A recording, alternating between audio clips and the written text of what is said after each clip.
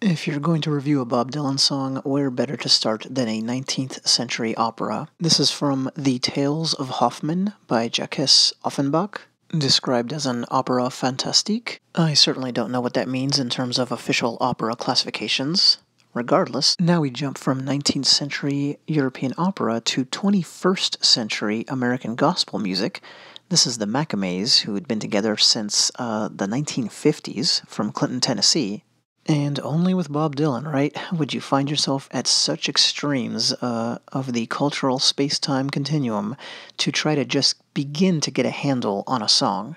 That's because it is probable, although not certain at all, despite what some say, that the melody or a melody from said opera is the musical basis for this song. The very beautiful "I've Made Up My Mind to Give Myself to You." Others have pointed out that possible musical tie-in. I'm the only one that I know of pointing out this lyrical gospel music. There's certainly no direct evidence at all that this song was a part of Dylan's creative process, but it's a song that is pretty similar in some ways, again on the lyrical side, not the musical side at all.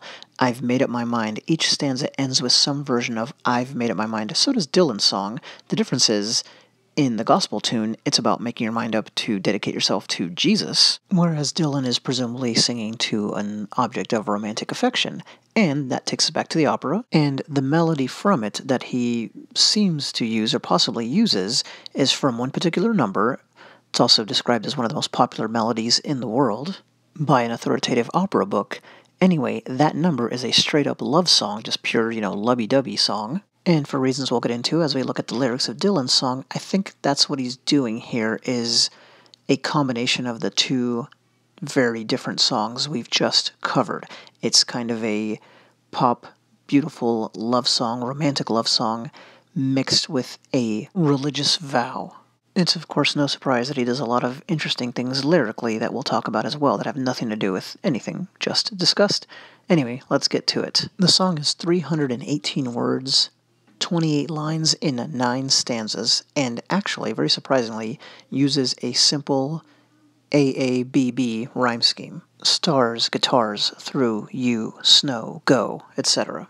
It's just always pairs. As always, I just have to cherry pick because you could do an hour on one song, you really could. First couplet, sitting on my terrace, lost in the stars, listening to the sounds of the sad guitars. Ugh, there's so much to pick out just there.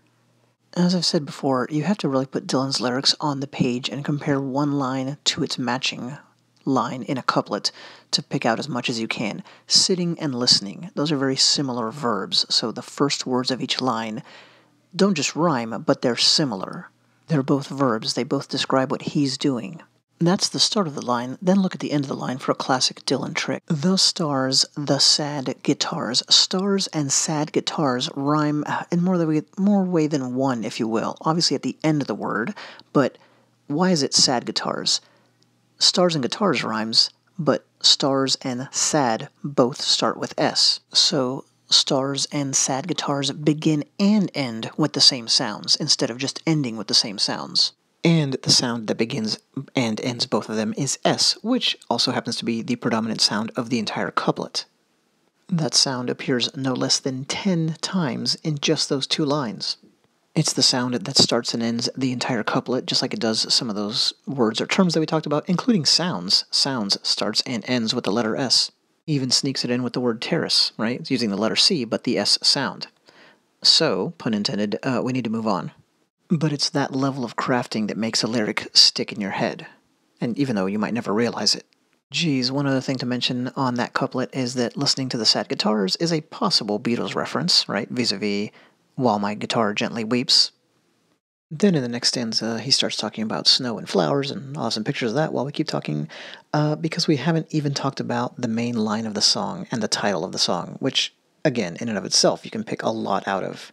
I've made up my mind to give myself to you. Notice that it's my mind juxtaposed with myself. Myself is one word, while my mind is 2, but just like in the previous example with stars and sad guitars, and elsewhere in Dylan's catalog, you're invited to put some words together and take others apart. So, myself, well, self is, of course, a word, and its definition, a person's essential being.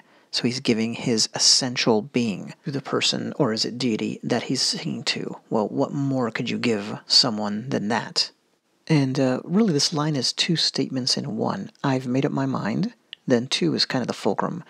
I've made up my mind to give myself to you. So if you broke that into two, and he does this a lot as well, I've and give both start each statement, basically. So just like with sitting and listening, the beginnings rhyme and match to tie things together as much as possible. So you've got the VE, sound, the V sound. You've also got this my word and sound, right?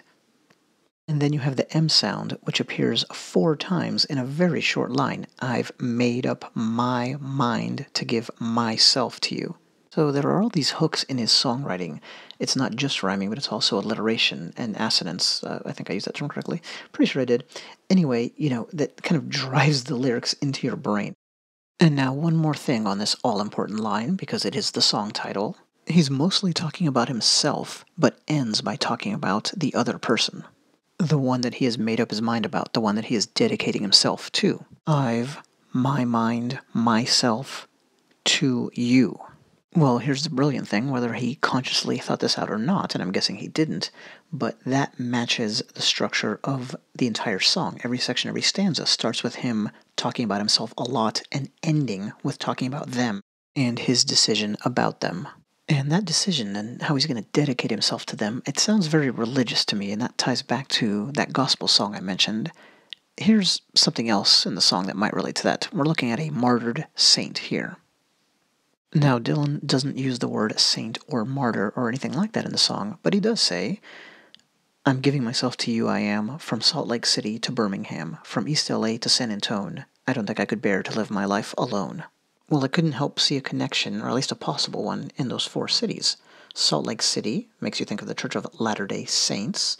Los Angeles, is the Angels. And San Antonio is Saint Anthony.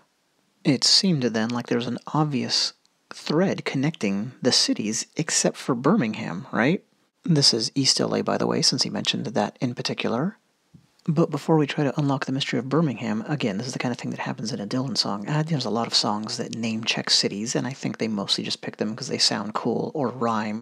Here's San Antonio, by the way. But there's usually more to a device like that in a Dylan song. So the old belief was martyrs become saints become angels. What's going on with Birmingham? Neither Birmingham, Alabama, nor Birmingham, England seem to have any obvious connection to this, whereas I just don't think it's a coincidence that the other 3 have this obvious, once you think about it, religious connotation. Well, I'm sad to report I did not find an obvious candidate. I really thought there'd be something once I dug deep enough into Birmingham, its etymology, of the word, the city history, you name it. But I did come up with something. Usually I like to stick to evidence that's actually in the songs, so I know this could be seeing shadows where there are none or whatnot, but you're looking at the 16th Street Baptist Church in Birmingham. Birmingham was one of the centers of the civil rights movement, which we know Dylan was a part of. We know it affected him deeply, even if he refused to remain a protest singer artistically. He said in a relatively recent interview, over the span of his career, that is, a relatively recent interview, that seeing Martin Luther King speak on the Mall affects him deeply to this day. And it was in 1963, the same year The Free Will and Bob Dylan came out, the same year he became the king of protest music and the troubadour for the civil rights movement, whether he wanted that or not. It was in that year that this church here was bombed, killing 4 African-American girls. As you might be able to tell then, my hypothesis is that those poor murdered girls were martyred, right? They were martyrs of the civil rights movement, like the saints that gave the other 3 cities their identities. And remember the first line, it begins with Salt Lake City and ends with Birmingham. These girls were not martyred in olden times. They are, in a way, latter-day saints, if you will. Well, further on in the song, you get more religious undertones. He talks about the gospel. He talks about a white dove, which is a Christian symbol, the afterlife, being judged. We have a little backup, I feel, then, for this hypothesis about the religiosity of the song. And really just the title itself, I've made up my mind to give myself to you. That sounds like it could have really been on Slow Train Coming or one of his other, quote-unquote Christian albums. And really, this blending of the sacred and the profane is something that he has done a lot throughout his career, so it shouldn't be surprising. I think it's there. Might be encapsulated in this one line, I to preach the gospel of love. So you have the gospel at first, would seem to connote simply religion, but then relates it to romance.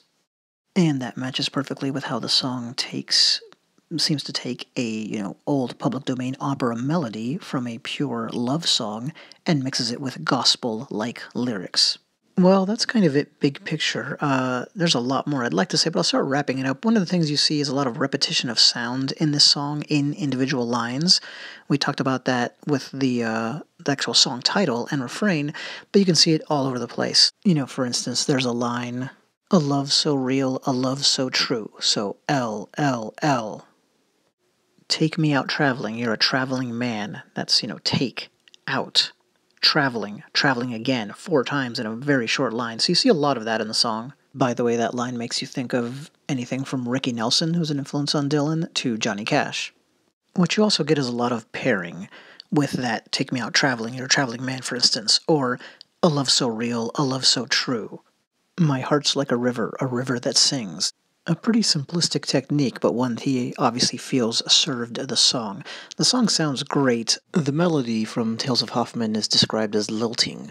And you'll see why when you listen to either this song or to this video here that I'm going to link to, which is a performance of the exact piece in question from that opera. Overall, then, just a really beautiful song and a remarkable one in the way that he takes these really pared down, repetitive, again, to me, gospel, dedicating yourself to Christ kind of lyrics and applying them in a really old-fashioned, how do I love thee, let me count the ways. Wait, it really does seem to be that kind of simple, sentimental poetry that he went for, my heart's like a river that sings. It just takes me a while to realize things. I'll see you at sunrise, I'll see you at dawn. I'll lay down beside you when everyone's gone. Here's Salt Lake City, by the way, because I left them out of my gallery of cities earlier, and as you know, I felt like that was one of the keys to understanding the song. Man, I'll just throw in just one more thing. The very simplistic rhyme scheme that we talked about, AABBCC, it's a amalgamation of pairs, so that seems to match the pairing method that he used in the actual lines that I talked about earlier. Coincidence? I'm thinking not. It's just a great example of how there's always more than meets the eye with Dylan. Even a seemingly simplistic song on an album like this, which I think most people would rate as one of the minor songs on the album, can be a Pandora's box. And I'm not saying everything he does, has these untold multitudes behind it. Our next song, Black Rider, I think is probably one of the more uninteresting ones he's written in a while. But I guess we'll have to see about that next time. Thanks.